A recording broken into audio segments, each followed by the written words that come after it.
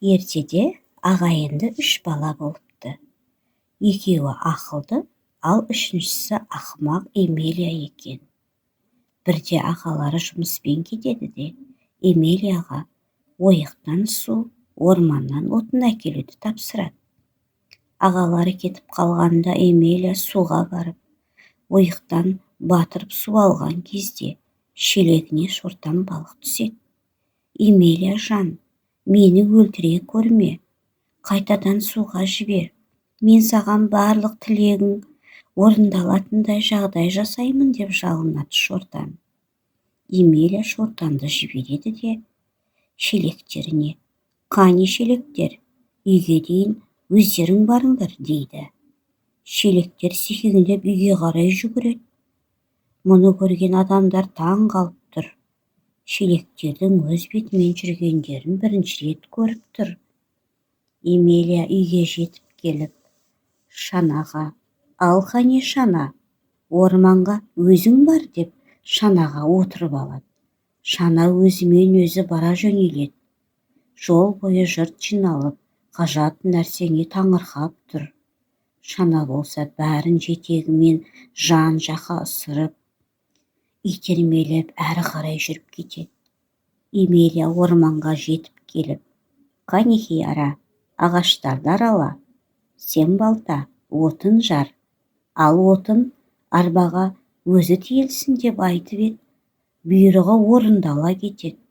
Эмилия отынға толы шанасымен үйіне келеді. Қайтадан пеш үстіне жата қалады. Патшалығында бір сиқыршының пайда болғанын патшаның құлағына да келіп жетеді. Сиқыршының айтқанының бәрі сол сәтте-ақ орындалады екен. Ал ертең сиқыршының патша болғысы келсе қайтем деп патша ойланып қалады. Эмилияны өзінің алдына келуді бұйырады.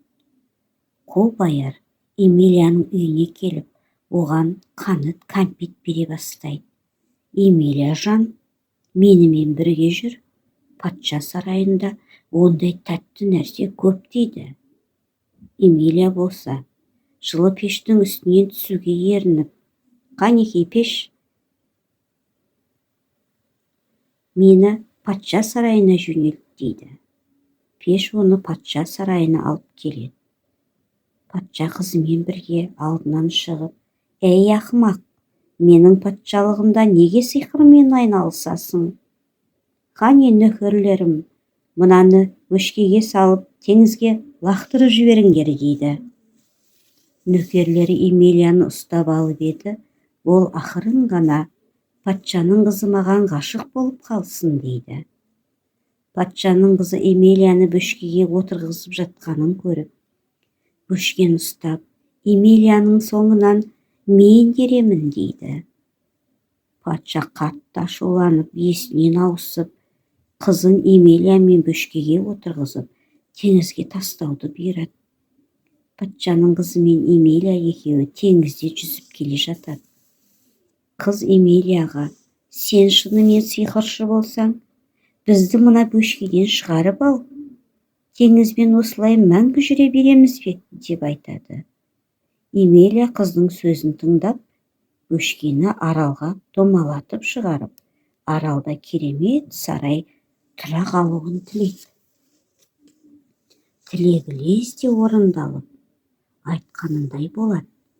Патша қызы қуанып: жаным, енді тойымызды жасайықшы дейді. Эмилия түрлі тағамдар толы той дастарханын тілеп еді, қыз аяқ астынан оңая кетеді. Қонақсыз, әкесіз бұл не той болады? Жарайды, сенің дегенің болсын дейді Эмилия. Айтқаны сол еді, алыс жақын туыстары қонаққа ағылып асыға келе бастайды. Қыздың әкесі патша да келіп, қызына бас иіп: айналайын балаларым, мені кешіре көріңдер, маған не болғанын өзім де білмеймін. Қартайғанда ақылымнан адасқан шығармын. Елімді сендерге тапсырдым, өз беттеріңмен билей беріңдер дейді. Қонақтар дастархан басына отырып тойлай бастайды. Тойдан кейін Эмилия патшадан билікті қабылдап алады. Содан бері Эмилиядан асқан ақылды билеуші патша болмапты.